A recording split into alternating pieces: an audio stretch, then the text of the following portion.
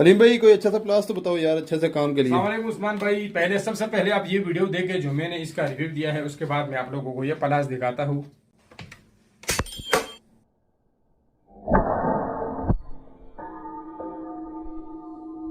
क्या बात है भाई साहब, मोबाइल का कैमरा तो नहीं तोड़ा है।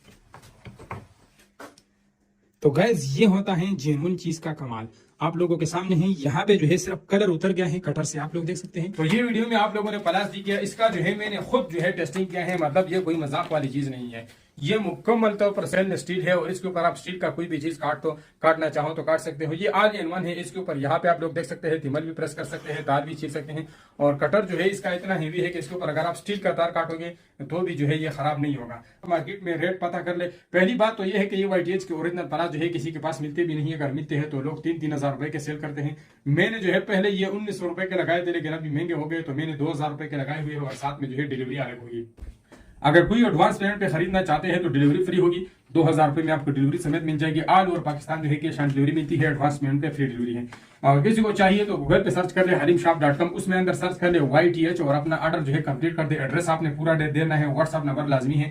तो मिलते हैं इंशाल्लाह नेक्स्ट वीडियो में। जल्दी ऑर्डर कर दे। और आखिरी जो कुछ पीस रहते हैं तो अगर किसी को चाहिए तो जल्दी थोड़ा स्टॉक है आपने लिए मंगवा लें, हर घर की जरूरत है। मिलते हैं नेक्स्ट वीडियो में, तब तक के लिए अपना ख्याल रखिएगा, दुआ में याद रखिएगा।